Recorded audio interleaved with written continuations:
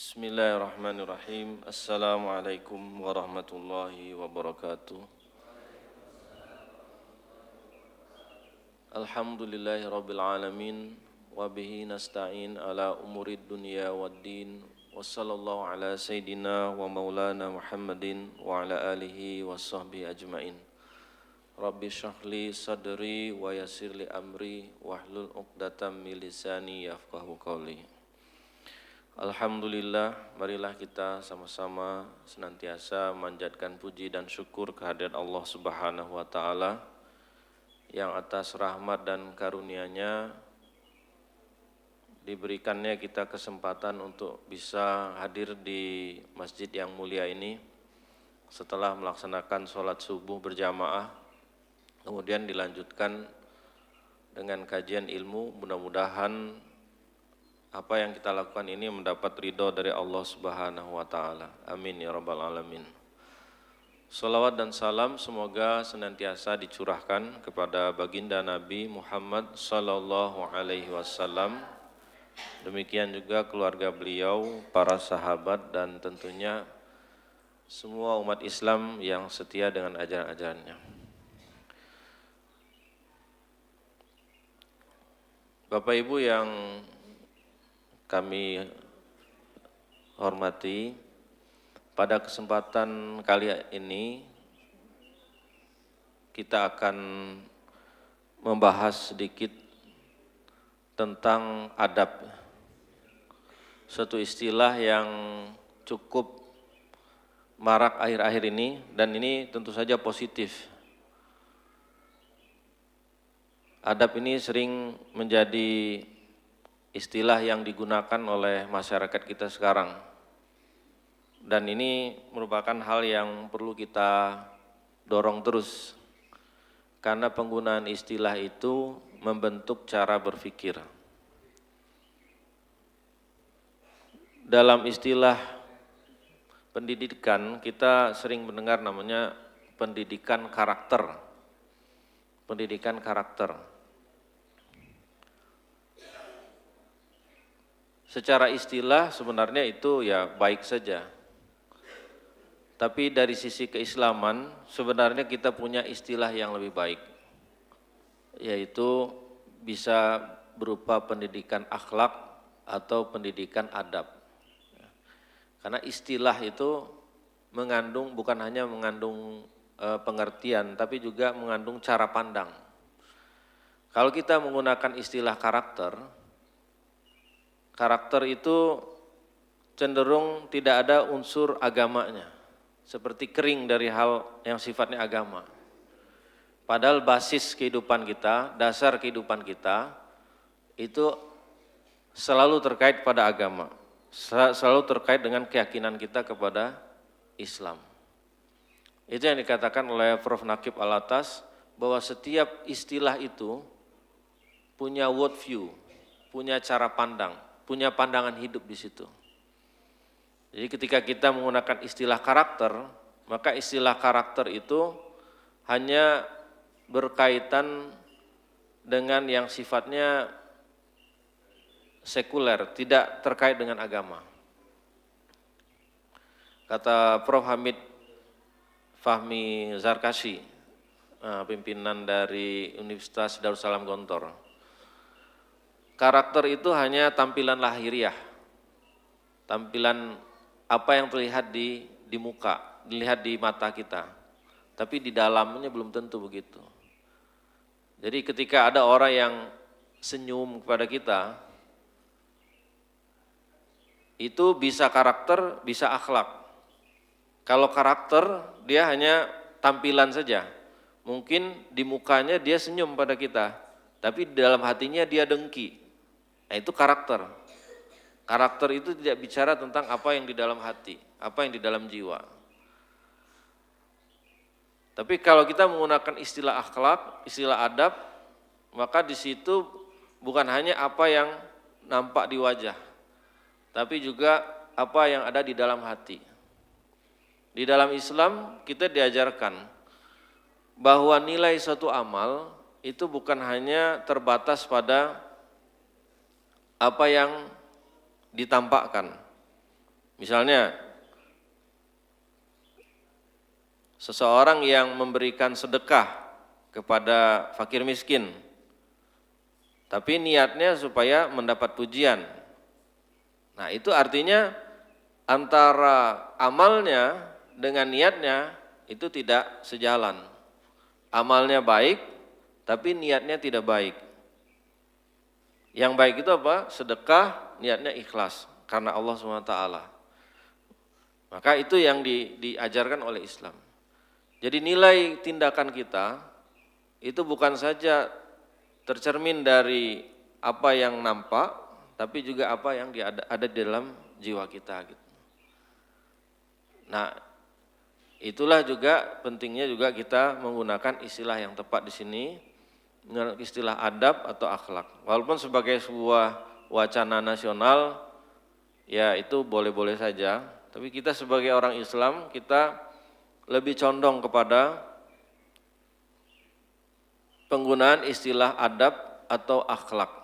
Walaupun dua istilah ini sebenarnya memang hampir sama, tapi ada sedikit perbedaan sebenarnya. Nah, pada kesempatan kali ini saya ingin sedikit mendiskusikan bagaimana istilah adab ini digunakan oleh Nabi kita, termasuk juga para ulama-ulama terdahulu, supaya kita bisa menempatkan istilah adab ini dengan tepat. Nah, biasanya di dalam masyarakat kita, kalau kita menyebut adab, biasanya itu dimaknai sebagai sopan santun. Sopan santun misalnya adab kepada guru, itu artinya sopan kepada guru. Sopan santun kepada guru. Adab kepada orang tua, berarti sopan pada orang tua. Misalnya tidak meninggikan suara, tidak membantah, kemudian khidmat pada orang tua, itu adab. Adab makan dan minum. Bagaimana makan yang baik itu? Ya, menggunakan tangan kanan, kemudian memulai dengan basmalah dan seterusnya. Itu biasanya kita memahami adab itu seperti itu dalam bahasa kita. Tidak salah, tetapi adab itu lebih dari sekedar yang disebutkan tadi itu. Nah, terkadang juga disebutkan sebagai akhlak. Adab dengan akhlak itu sama. Walaupun bisa dikatakan sebagian besar makna adab itu ada pada akhlak. Tapi tidak selalu akhlak itu sama dengan adab penggunaannya. Contoh misalnya, kita bisa mengatakan adab terhadap guru bisa, akhlak terhadap guru bisa. Tapi kalau kita katakan adab terhadap ilmu, maka tidak ada yang disebut dengan akhlak terhadap ilmu.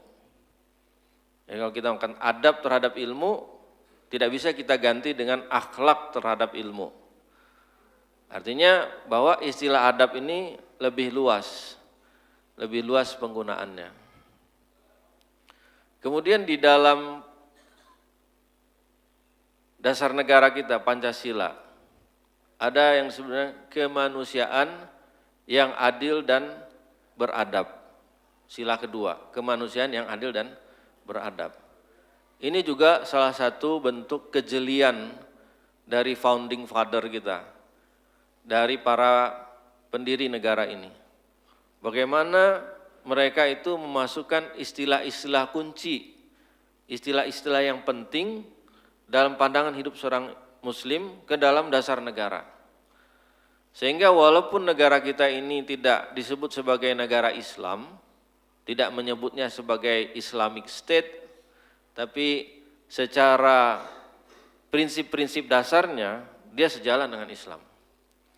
Sebab kalau misalnya hanya digunakan istilah kemanusiaan, karena kalau kita lihat sejarahnya, kemanusiaan itu adalah terjemahan dari humanisme. Tapi humanisme itu tidak sejalan dengan Islam. Humanisme itu adalah suatu paham atau cara pandang yang menganggap bahwa manusialah yang yang paling tahu tentang kebenaran. Itu humanisme. Jadi humanisme itu jangan salah, karena banyak orang menganggap bahwa humanisme itu artinya bahwa orang yang berpaham pada kemanusiaan. Maksudnya peduli pada orang miskin, peduli pada orang yang tertindas misalnya, itu humanisme. Sebenarnya bukan itu. Humanisme itu adalah istilah filosofis. Istilah filosofis yang ada di dalam peradaban barat. Itu adalah suatu pandangan yang menganggap manusia itu adalah ukuran kebenaran. Manusia adalah ukuran kebenaran. Dalam paham ini sebenarnya itu adalah paham yang menolak Tuhan. Sekurangnya paham yang menganggap bahwa Tuhan tidak berhak mengatur manusia. Nah, itulah humanisme.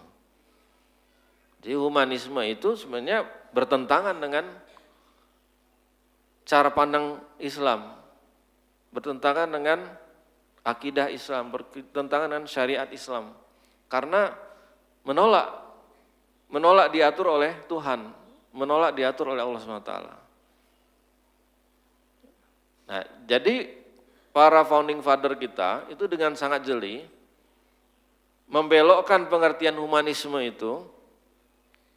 itu dalam prinsip-prinsip yang sejalan dengan pandangan hidup Islam. Kemanusiaan yang adil dan beradab. Ya, ada adilnya dan ada beradabnya. Jadi tidak tetap di situ ada unsur yang sifatnya berkaitan dengan agama. Kemudian juga di dalam istilah kita ada yang namanya peradaban. Ada istilah peradaban. Jadi peradaban gitu ya. Jadi tapi kita bacanya peradaban gitu ya. Nah, seringkali ini disamakan dengan civil society. Ya. Masyarakat sivil. Walaupun sebenarnya tidak betul-betul sama sebenarnya. Karena yang kita pahami sebagai peradaban itu bukan soal kemajuan teknologi, kemajuan ekonomi, negara yang makmur misalnya, tidak sebatas itu saja. Tapi juga harus dilandasi oleh manusia-manusia yang berilmu dan berbudi luhur. Jadi kalau kita bicara peradaban, peradaban itu kan suatu masyarakat yang kita anggap masyarakat yang baik gitu ya. Sesuatu masyarakat yang dicita-citakan. Tapi kalau di dalam Islam bagi kita, peradaban yang hebat itu bukan soal gedung-gedung, bukan soal teknologi, walaupun bukan berarti itu dinafikan. Tetapi yang penting itu bukan di situ. Yang penting itu ada pada manusianya. Manusianya berbudi luhur yang tinggi atau tidak? Orang yang berakhlak atau tidak? Orang yang beriman atau tidak? Peradaban menyangkut pengertian itu. Sehingga kalau kita ditanya peradaban yang paling tinggi dalam Islam, itu justru adalah peradaban di zaman Rasulullah SAW. Karena itulah zaman terbaik umat Islam pada saat Nabi masih ada di tengah-tengah umat gitu. Itulah zaman terbaik. Sehingga peradaban bagi kita itu selalu sifatnya deevolusi gitu. Deevolusi itu artinya melihat ke belakang. Ke belakang itu maksudnya ke belakang itu kepada Rasulullah SAW, melihat kepada figur Rasulullah SAW dan juga sosok-sosok para sahabat yang hadir bersama beliau. Itulah peradaban bagi kita.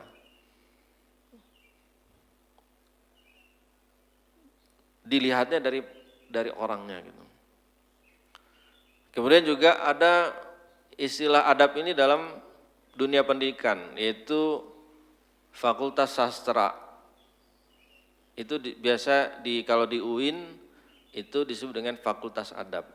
Kalau di UIN Bandung itu ada fakultas namanya Fakultas Adab dan Humaniora. Maksudnya apa? Fakultas sastra.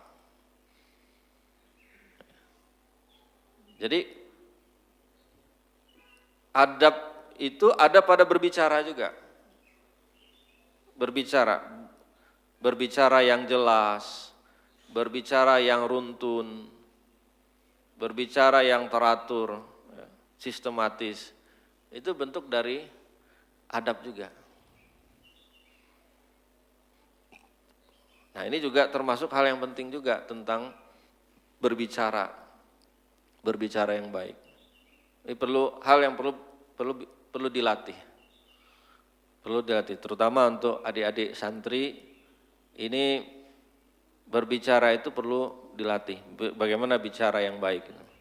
Makanya di pesantren biasanya ada pelajaran pidato. Itu bagus sekali sebenarnya. Bagus sekali. Karena banyak anak-anak muda kita yang kalau disuruh bicara itu tidak bisa. Lihat aja kalau misalnya kita menonton televisi misalnya, ada anak muda diwawancara oleh televisi. Itu kadang-kadang bicaranya enggak runut gitu, enggak teratur. Kenapa? Tidak terlatih berbicara. Itu penting ya, adik-adik santri baik diajar untuk bagaimana cara berbicara, bagaimana cara berpidato. Nah, ini beberapa penggunaan istilah adab di dalam bahasa kita, dalam kehidupan kita gitu ya. Nah, kalau kita lihat dari sejarahnya, saya merujuk pada ini ya, satu buku, ini buku karangan dari teman saya, Konsep Adab Syed Muhammad Naqib Al-Atas, dan aplikasinya di perguruan tinggi. Ini disertasi beliau di Universitas Ibnu Khaldun Bogor. Di sini beliau menguraikan sejarah istilah adab itu ya, digunakan sejak zaman pra-Islam, kemudian zaman datangnya Islam, kemudian juga ulama-ulama sesudahnya. Ini sebagai pengantar pengantar istilah adabnya sendiri gitu. Jadi cukup komprehensif membahas bagaimana proses pemaknaan dari istilah adab itu sendiri dari waktu ke waktu, dari sebelum Islam, kemudian zaman Nabi Muhammad, kemudian penggunaan ulama-ulama sesudah itu gitu. Dan kalau kita lihat salah satu istilah adab ini, pemaknaannya, ini adab itu menjadi istilah pendidikan, menonjolnya itu sebagai istilah pendidikan. Sehingga apa yang disebut dengan pendidikan itu dalam bahasa Arab itu menggunakan istilah ta'dib. Istilah ta'dib. Jadi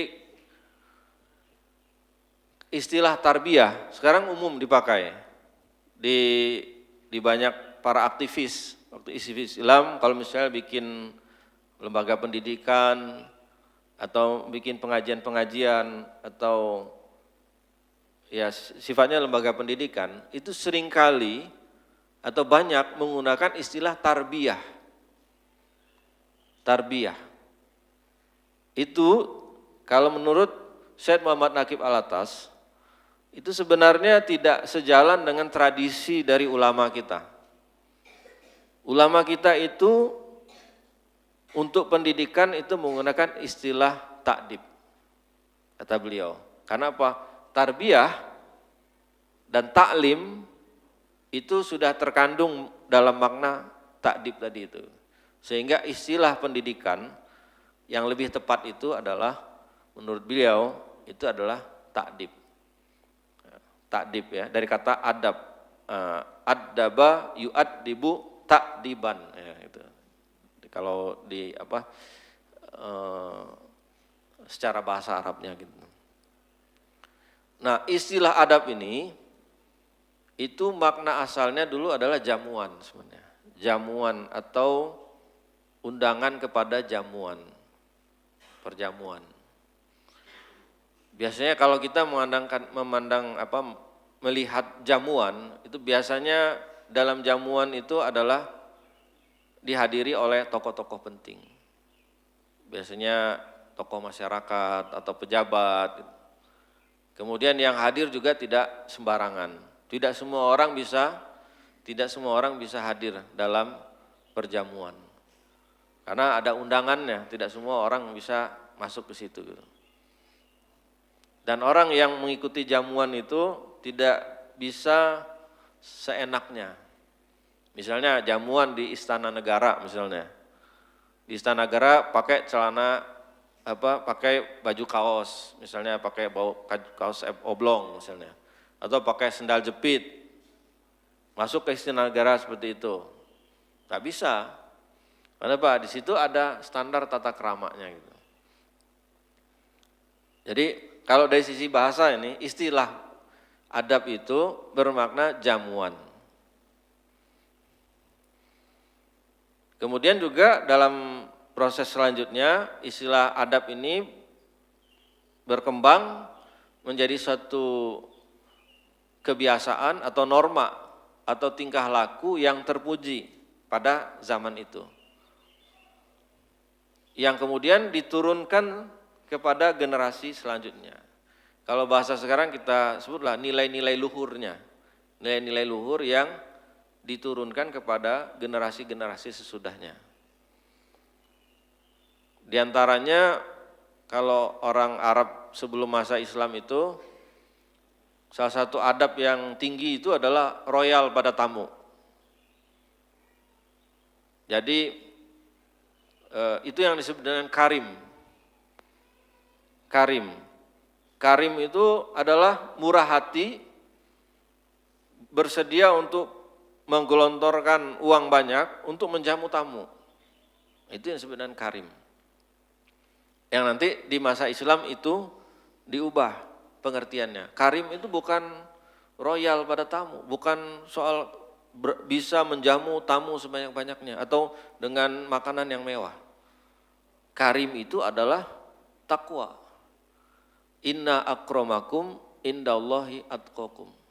Sesungguhnya orang yang paling karim, yang paling mulia di antara kalian adalah orang yang paling takwa.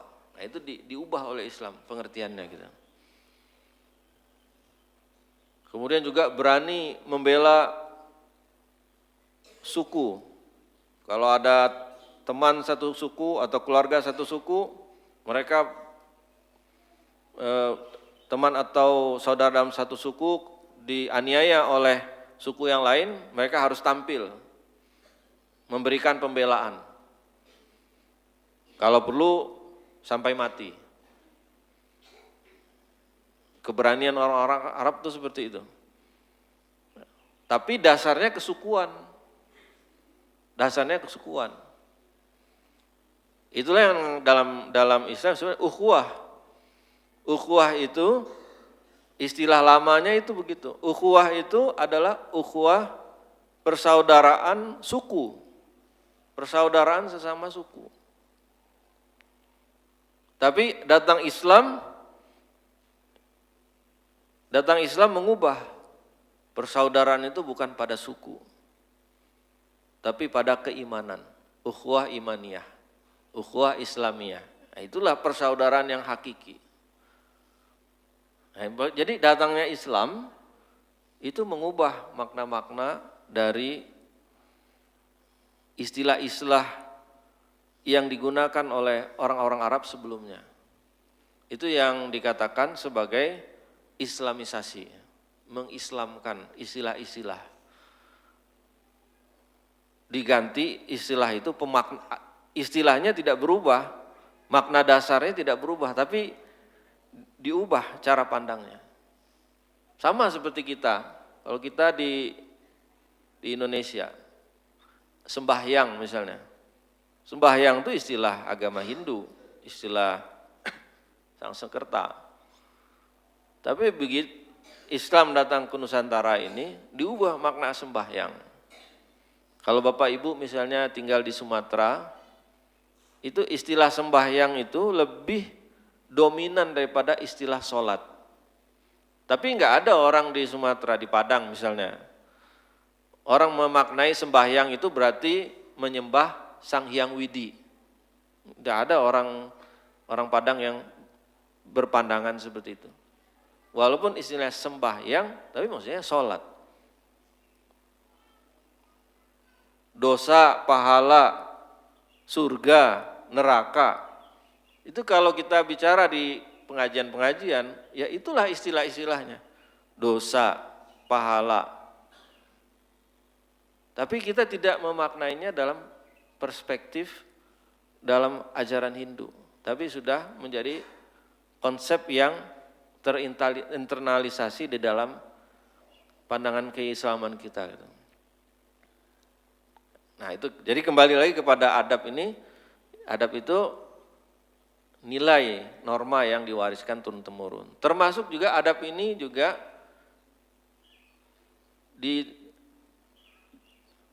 diberikan kepada syair atau orang-orang penyair, orang-orang ahli retorika, ahli pidato. Seorang yang pengajar syair itu disebut dengan muaddib. Ahli pidato, ahli syair itu disebut dengan muaddib. Makanya kita bisa pahami mengapa ada fakultas adab, fakultas sastra. Karena memang dulunya juga digunakan untuk istilah kebahasaan. Nah, dalam proses selanjutnya nanti kita bisa lihat adab itu akan berkembang konsepnya sebagai khususnya pada konsep pendidikan. Dia juga berkaitan dengan ilmu, berkaitan dengan disiplin, berkaitan dengan metode pendidikan dan lain sebagainya. Nah, istilah adab sendiri itu tidak ada di dalam Al-Quran. Kalau kita cari di Al-Quran, itu kata adab atau turunan-turunannya itu tidak ada di dalam Al-Quran. Tapi ada ulama yang atau sahabat Nabi yang menafsirkan surat At-Tahrim ayat ke-6 itu, yaitu ku anfusakum wa ahlikum naro, itu dalam kaitannya dengan adab. Ku anfusakum wa ahlikum naro. Di situ Allah menyuruh kepada orang-orang beriman untuk menjaga diri mereka dan keluarga mereka dari siksa api neraka. Di dalam tafsir Ibnu Katsir itu mengutip ucapan Sufyan Ats-Tsauri, makna ayat itu adalah addibuhum wa allimuhum. Addibuhum, adib ya. Kalau terjemahkan dalam bahasa kita, didiklah mereka dan ajarkan mereka ilmu. Jadi cara menjaga keluarga dari siksa api neraka itu adalah didik mereka dan ajarkan mereka ilmu. Didik mereka untuk apa? Untuk taat pada Allah. Untuk menjaga diri dari hal-hal yang dilarang oleh Allah SWT. Ada juga yang mengatakan bahwa Ibnu Abbas rahimahullahu ta'ala itu menafsirkan ayat itu addibuhum wa faqihuhum. Sama sebenarnya. Didiklah mereka dan buatlah mereka mengerti. Ya, artinya ajarkan mereka ilmu itu. Jadi kalau ditanya istilah adab di dalam Al-Qur'an itu tidak ada yang secara tekstual menggunakan istilah adab atau bentuk-bentuk turunan yang lainnya. Tapi dari sisi penafsiran itu ada yang menafsirkan bahwa adab itu terkandung dalam surat At-Tahrim ayat 6. Ya, ku anfusakum wa ahlikum naro. Kemudian kalau dilihat dari sisi hadis Nabi SAW itu banyak, istilah hadis itu banyak. Di antaranya adalah hadis yang menyebutkan akrimu auladakum wa ahsinu adabahum. muliakanlah anak-anakmu dan perbaikilah adab mereka. Jadi ini kepada keluarga. Kalau kita lihat hadis-hadis tentang adab banyak kepada keluarga. Banyak yang kaitannya dalam kehidupan keluarga atau rumah tangga gitu. Ada juga yang misalnya hadis menyebutkan tidak ada pemberian orang tua yang lebih baik dibandingkan adab yang baik. Jadi adab itu adalah warisan, sesuatu yang diwariskan, diberikan kepada putra-putri kita. Sesuatu yang dilanjutkan oleh anak cucu kita. Jadi seperti warisan. Tapi tidak seperti warisan harta. Kalau warisan harta itu seorang ayah atau ibu meninggal dunia punya harta, sudah dibagikan kepada anak-anaknya atau ahli waris. Diberikan begitu saja, bisa diterima begitu saja, tanpa ada usaha. Tapi kalau adab, itu diwariskan dengan usaha. Sebab adab itu tidak bisa diberikan begitu saja. Gitu. Adab itu bukan barang, saya berikan, bukan. Adab itu adalah sikap hidup, ya, perilaku, cara hidup. Dan itu perlu perjuangan, perlu upaya. Itulah yang kita pahami sebagai pendidikan itu. Sesuatu yang bukan mudah untuk menanamkan hal itu. Bahkan zaman sekarang ya. Sekarang itu benar-benar kita mendapat tantangan pendidikan itu. Baik pendidikan di rumah, pendidikan di sekolah, pendidikan di masyarakat. Kita tantangan berat sekali.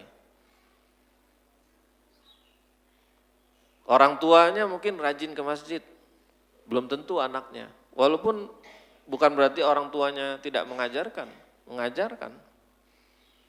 Orang tuanya rajin baca Quran, anaknya belum tentu bisa baca Quran atau rajin baca Al-Quran. Itu tantangan yang kita hadapi sekarang. Soalnya pendidikan itu isu besar di dalam masyarakat sekarang. Jadi adab itu diwariskan dan itu perlu upaya, perlu usaha yang tidak mudah untuk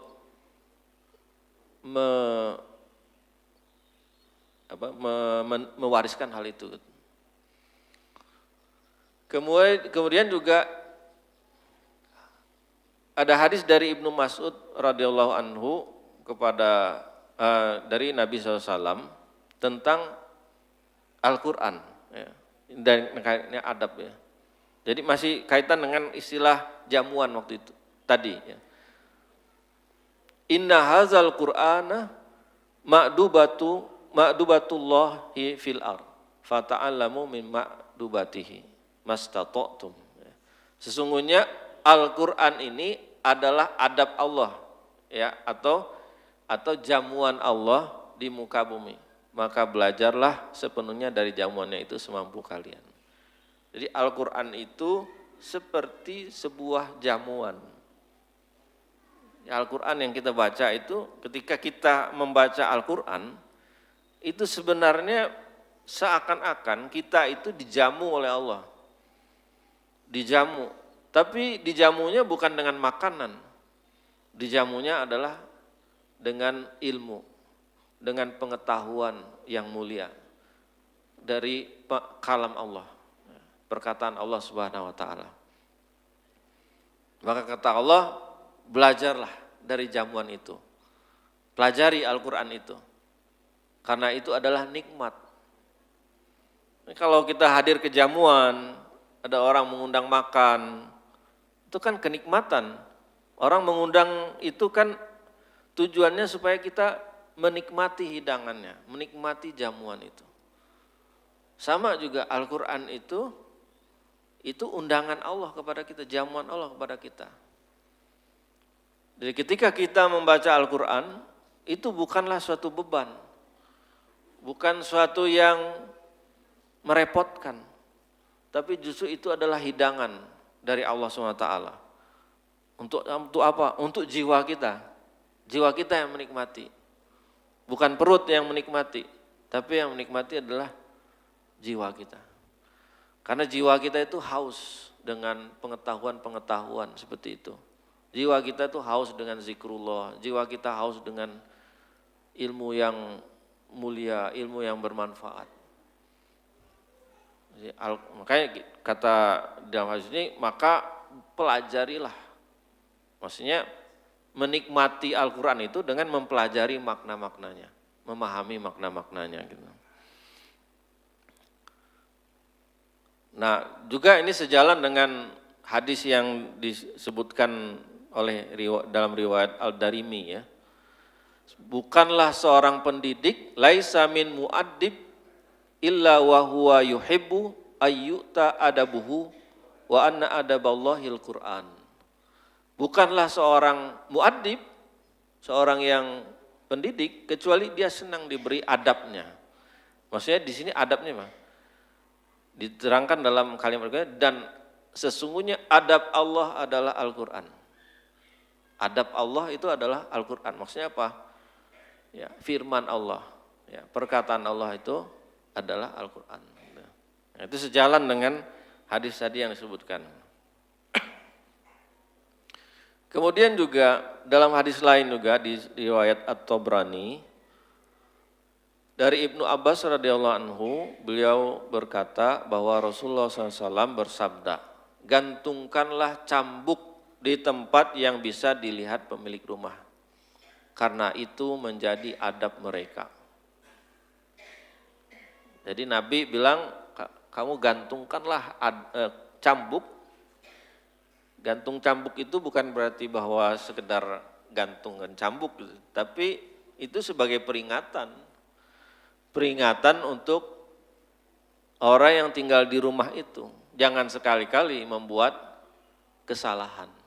Jangan sekali-kali melanggar larangan Allah. Meninggalkan perintah Allah gitu. Jadi adab di situ adalah sanksi atau alat untuk mendisiplinkan. Maka kata Prof. Nakib Alatas, adab itu disiplin. Adab itu adalah disiplin. Dalam kamus bahasa Arab modern itu ada namanya majelis takdib. Itu kalau dibahasakan dalam bahasa kita adalah komisi disiplin sebenarnya. Tapi komisi disiplin di sini bukan dalam pengertian untuk menghukum, bukan punishment. Tapi ya dia menghukum, tapi untuk mendidik, untuk memperbaiki. Kan orang dihukum itu bisa dua maksudnya. Orang dihukum agar dia menebus kesalahannya. Itulah orang-orang yang dipenjara itu. Orang yang dipenjara, dihukum itu di situ intinya adalah menebus kesalahannya untuk menegakkan keadilan. Orang mencuri, kemudian perbuatannya itu merugikan orang lain, maka dia dihukum untuk menebus kesalahannya. Tapi ada juga hukuman itu yang sifatnya untuk mendidik, supaya jera, supaya seseorang itu memperbaiki dirinya. Nah, itu yang kita sebut sebagai disiplin itu. Disiplin. Jadi disiplin itu hanya tegak kalau ada sanksinya. Kalau tidak ada sanksi, disiplin itu tidak berjalan. Makanya cambuk itu adalah simbol dari penegakan disiplin. Dihukum, tapi dihukumnya bukan dalam rangka untuk menebus kesalahan, tapi lebih kepada pendidikan. Nah, di dalam bahasa Inggris, istilah murid itu disciple. Salah satu istilah dalam bahasa Inggris. Disiplin. Walaupun istilah sekarang ada student misalnya, atau papil. Tapi ada juga istilah murid itu namanya disciple. Disiplin. Itu satu pengertian disiplin. Jadi kita bisa lihat pendidikan itu soal disiplin. Bagaimana membentuk manusia itu disiplin. Disiplin agar apa? Agar dia jadi orang baik.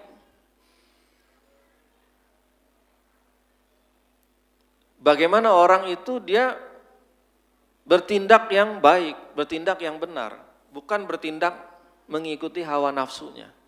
Yang membuat orang tidak disiplin kan hawa nafsu. Ingin makan, ingin kenyang, ingin kaya, itu yang membuat orang tidak disiplin. Orang korupsi itu tidak disiplin dengan hawa nafsunya. Jadi sebenarnya itu pendidikan tuh ke sana. Sekarang kebanyakan pendidikan itu lebih kepada kecerdasan. Yang didorong itu adalah kecerdasan. Disiplinnya apa? Disiplin belajar, soal belajar. Tentu saja itu penting, bukan tidak penting. Tapi disiplin dalam kehidupan, disiplin dalam bertingkah laku, itu jauh lebih penting. Sehingga kata Ibnul Mubarak, kata beliau adalah kami lebih membutuhkan sedikit adab daripada ilmu yang banyak. Jadi adab yang sedikit, ya, adab yang sedikit itu lebih penting daripada ilmu yang banyak tapi tanpa adab. Karena orang banyak ilmu tapi tidak beradab, yang lahir adalah kelicikan, licik, suka memanipulasi atau membuat makar, atau menyelewengkan orang lain. Jadi adab yang sedikit itu lebih utama, lebih penting daripada ilmu yang banyak. Dikatakan juga Yusuf Ibnul Husain, dengan adab ilmu dapat dipahami, dengan ilmu amal menjadi baik, dengan amal hikmah akan diperoleh. Kita lihat di kalimat pertama, dengan adab ilmu dapat dipahami. Jadi kalau kita mau menguasai ilmu harus punya adab dulu. Supaya apa? Karena ilmu itu butuh kedisiplinan atau butuh sikap-sikap yang baik. Anak yang misalnya kurang sopan misalnya pada guru atau suka membantah, itu biasanya cenderung akan susah menyerap ilmu. Maka ini masuk akal. Anak-anak yang patuh, anak-anak yang disiplin, itu akan membantu dia untuk memahami ilmu. Kalau tanpa ilmu, tanpa adab, ilmu itu susah diperoleh. Ilmu yang sebenarnya, ya maksudnya ilmu yang sebenarnya. Bukan sekedar ilmu dalam pengertian pengetahuan belaka. Makanya di dalam istilah Umar bin Khattab yang terkenal, ta'addabu summa ta'allamu. Perbaiki adab, setelah itu pelajari ilmu. Jadi kata Umar bin Khattab ini bisa kita pahami, orang yang mau belajar itu mestinya diawali dengan memperbaiki adab. Nah itulah yang banyak ditulis dalam kitab-kitab ulama, Ta'lim Muta'alim, kemudian Adabul Alim wal Muta'alim misalnya. Kemudian dalam Ihya Ulumuddin juga ada adab guru, adab murid. Itu hal-hal yang harus dipenuhi dulu sebelum seseorang itu menuntut ilmu. Jadi diantaranya ikhlas, diantaranya semangat menuntut ilmu, punya keinginan untuk belajar. Jadi itu adab-adab. Jadi uniknya adab ini, ilmu itu dimulai dengan adab dan diakhiri dengan adab juga. Kenapa? Karena dengan ilmu orang harus semakin beradab. Jadi adab ilmu itu diawali dengan adab atau diawali dengan cara yang baik dan akhirnya harus membuat orang itu menjadi baik. Dan kalau kita kaitkan dengan kedisiplinan, ya ilmu itu dasarnya disiplin. dengan disiplin. Baik disiplin dalam belajarnya, disiplin dalam hadir di kelasnya, disiplin dalam mengerjakan tugas, disiplin dalam mengikuti kuliah atau mengikuti pelajaran lain sebagainya gitu. Jadi ini sebenarnya hal yang secara logis itu bisa kita pahami. Kemudian yang terakhir adalah bahwa adab itu ilmu yang mencegah seseorang terjerumus pada kesalahan. Ini diungkapkan oleh Al-Jurjani. Al-Jurjani ini seorang ahli bahasa ya. Dia punya kitab Ta'rifat ya, yang menulis tentang makna-makna dari bahasa Arab. Adab itu adalah ilmu yang mencegah seseorang terjerumus kepada kesalahan. Sehingga kata Syed Muhammad Naqib Al-Atas, adab itu adalah right action, tindakan yang benar. Untuk sederhananya adab itu adalah right action, bertindak yang benar dalam situasi dan keadaan, dalam setiap situasi dan keadaan, dan setiap tempat, waktu dan tempat. Itulah adab, tahu bagaimana bersikap dalam setiap waktu-waktu itu, dalam keadaan-keadaan apapun. Ketika belajar tahu adabnya bagaimana, sikapnya. Ketika di masjid tahu sikapnya bagaimana. Kemudian kepada orang-orang sekitar kita tahu adabnya gitu. Jadi bagaimana cara menempatkan diri dalam setiap keadaan gitu. Nah, juga satu lagi yang penting juga, ini yang dikatakan oleh Imam Syafi'i rahimahullah ta'ala tentang keinginan beliau terhadap adab. Lalu beliau menjawab, ketika aku mendengar satu hal tentang adab, maka seluruh tubuhku merasakan nikmat karenanya. Ia ditanya lagi, bagaimana engkau mencari adab? Maksudnya Imam Syafi'i bagaimana cara dia mencari adab? Itu adalah seperti seorang wanita yang kehilangan anak satu-satunya, atau kehilangan anaknya dan dia tidak memiliki anak selain itu. Jadi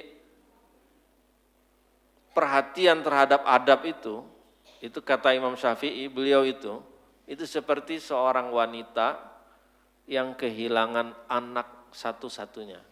Dan dia dengan segenap upayanya berusaha untuk mencari adab itu. Nah itulah bagaimana perhatian terhadap adab itu. Artinya itu suatu hal yang sangat penting, satu yang sangat menjadi prioritas bagi Imam Syafi'i rahimahullah ta'ala gitu. Baiklah Bapak Ibu hadirin sekalian rahimakumullah, itulah beberapa sekelumit, masih banyak sebenarnya hadis-hadis, kemudian ungkapan dari ulama yang menguraikan penggunaan kata adab itu. Dan dari situ kita bisa memaknai bahwa adab itu ya dia adalah tentu saja dia sopan santun, nilai-nilai, norma, akhlak ya. Termasuk juga dia disiplin dan juga bagaimana adab itu sebagai tujuan ya, sesuatu yang dicari, sesuatu yang ingin dicapai oleh seorang muslim. Nah itulah Bapak Ibu hadirin sekalian rahimakumullah, mudah-mudahan sedikit uraian ini ada manfaatnya, kurang lebihnya kami mohon maaf. Wabillahi taufik wal hidayah. Wassalamualaikum warahmatullahi wabarakatuh.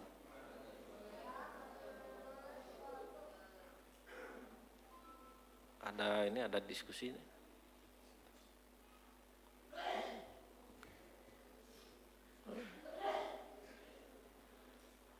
Kalau tidak ada, mungkin ada.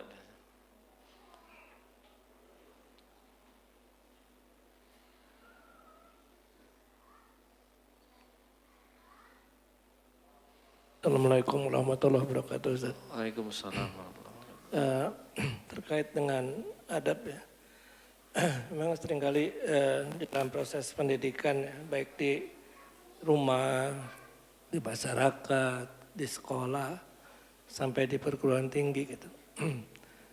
Sekarang titik beratnya lebih kepada transfer of knowledge ya, memberikan ilmu pengetahuan kepada orang lain Dia tahu dan alat ujinya tidak lebih dari pengetahuan gitu, aspek kognitif dan aspek praktikal aja. Nah, bagaimana kita menilai keberhasilan pendidikan dilihat dari aspek adab. Itu yang ke satu. Karena kalau seperti itu kan ya udah nggak ada adab lah gitu. Jadi pantas kalau sekarang pemilu nggak ada adab gitu ya. Karena memang nggak pernah diajarin gitu. Itu yang ke satu. Yang kedua, ya coba bukan antara Sirah Nabawiyah dan apa yang tersirat di dalamnya dengan adab. Rasulullah itu dalam Sirah Nabawiyah keunggulannya adalah justru aspek sikap Rasulullah. Perbuatan Rasulullah itu sangat kaya dengan adabnya. Nah, kayak sepertinya itu akan sangat bagus ya kalau kita merelate, menghubungkan adab itu dari aspek Sirah Nabawiyah. Karena sangat lengkap di situ bagaimana Rasulullah bersikap kepada anak-anak, kepada istri, kepada tetangga, dengan segala aspeknya. Nah, itu seringkali kita tidak ketika mengkaji adab ini lepas gitu dari aspek sirah. Kalau saya sih lihatnya kemungkinan ya itu akan sangat bagus. Kalau kita masuk adab, kemudian kita baca tuh sirah dengan lengkap dari awal sampai akhir, dapat tuh adabnya. Mungkin itu. Iya. Baik, terima kasih Pak. Cukup tentang bagaimana cara kita menilai adab. Nah, ini memang kalau secara implementasi pendidikan ini juga yang mungkin banyak yang ditanyakan atau kebingungan di antara guru. Kalau kita lihat di sekolah itu sekarang ada penilaian sikap ya, penilaian sikap. Ada nilainya, sikap ini nilainya berapa, sikap ini berapa, sikap ini berapa. Ya, itu satu cara untuk menilai, satu cara untuk menilai adab. Tapi sebenarnya adab itu dia diperoleh melalui pergaulan, melalui hubungan, bukan sesuatu yang sifatnya merupakan teoritis, sesuatu yang tentu saja teori-teorinya dijelaskan ini yang baik begini, yang salah begini, tapi sebenarnya implementasinya itu yang paling penting. Sehingga menilai baik buruk itu dicerminkan dari hubungan ya, dari hubungan antara si murid dengan gurunya itu. Nah, yang sering jadi pertanyaan itu bagaimana implementasinya nanti ke dalam rapor. Nah, itu yang kadang tidak mudah gitu. Dan saya kira pada akhirnya sering kali guru-guru itu atau di pemerintah juga seperti itu, nilai-nilai adab itu atau akhlak itu jadi seperti menilai matematika atau bahasa Inggris itu, ada skornya, ini sekian, ini sekian. Tapi itu sebenarnya penilaian yang sangat kalau menurut saya juga tidak komprehensif seperti itu.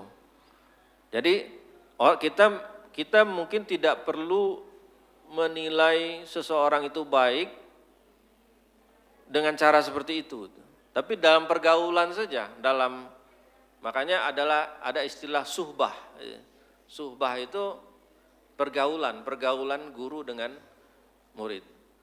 Di pesantren itu kadang-kadang kita melihat agak tradisional ya, tapi itulah begitu. Jadi adab santri itu pada gurunya, misalnya bahkan mengambilkan makanannya, bahkan ada yang sampai mencucikan pakaiannya seperti itu. Atau kalau gurunya itu misalnya mau keluar itu sendalnya udah disiapkan. Itu memang tidak dinilai dari sisi rapornya, tapi dari pergaulannya itu kita bisa tahu bahwa ini memang anak yang baik, anak yang beradab gitu ya. Nah, ini juga tantangan sebenarnya bagaimana menilai adab itu seperti apa gitu. Bagaimana dia bisa masuk ke sistem pendidikan modern. Sistem modern itu kan masalahnya itu, dia harus ada bukti tertulis, ada ijazahnya. Gitu. Ada ijazah itu dalam pengertian nilai-nilainya masing-masing. Tapi kalau di pesantren tidak seperti itu. Tidak seperti itu. Jadi tidak ada penilaian secara tertulis itu, tapi si guru sudah bisa melihat penilaiannya. Dan itu menjadi dasar seorang anak itu diluluskan. Tapi ada suatu hal yang menarik juga. Saya ingat lupa ada kasus di satu kampus itu membatalkan kelulusan S3 ya. Hanya karena si dokter ini melakukan kesalahan yang, tapi saya lupa itu kesalahannya apa gitu. Tapi dianggap fatal. Tapi itu kesalahan secara akhlak ya, secara akhlak. Saya lupa kasusnya itu. Tapi ada yang berani sampai seperti itu, membatalkan S3-nya gitu. Nilai ujian. Ustaz, plagiasi. Plagiasi ya.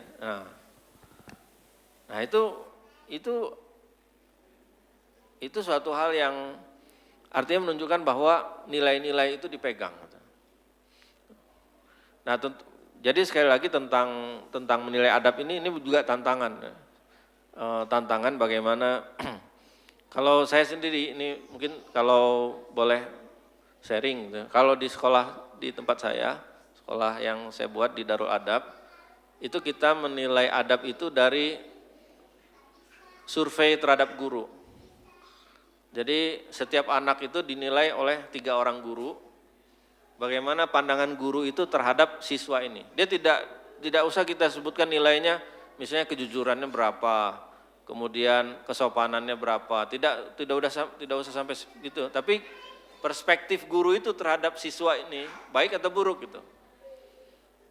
Jadi dari setiap siswa itu ada 3 guru penilai, 3 guru yang menilai bagaimana perspektifnya terhadap anak ini. Kenapa kita ambil 3 guru? Supaya untuk mengurangi subjektivitas. Gitu. Sebenarnya idealnya banyak. Kalau perlu sebenarnya semua guru gitu, tapi itu akan menjadi kesulitan administratif jadinya. Kita ambil dari 3 saja, penilaian adabnya itu survei, lebih kepada persepsi guru itu terhadap siswa itu. Itu yang pertama. Yang kedua, sirah sebagai sumber adab itu betul ya. Jadi sangat tepat karena Nabi itu uswatun hasanah. Beliau adalah teladan yang terbaik. Jadi ya kita belajar adab dari siapa? Dari Rasulullah SAW. Tentunya juga dari Rasulullah dan orang-orang yang mengikuti beliau. Ya siapa? Ya para sahabat, para ulama-ulama yang besar, ulama-ulama yang diakui. Itulah kita belajar adab dari mereka. Karena adab itu kan harus kita termasuk juga kita melihat gitu, melihat pelaksanaannya, melihat mencontoh gitu ya, mencontoh. Jadi Rasulullah kita tidak melihat langsung Rasulullah, tapi mungkin ada ulama di sini yang kita dekat, kita bisa mencontoh adabnya gitu, bisa dari pergaulan seperti itu. Gitu. Sama seperti seorang mahasiswa kepada dosen pembimbingnya misalnya, itu bisa menjadi sumber adab. Biasanya atau tidak jarang itu ada mahasiswa yang dibimbing oleh seorang dosen itu meniru dosennya. Seperti salah seorang teman saya, itu beliau mengakui dengan dosen pembimbingnya itu meniru cara berbicara.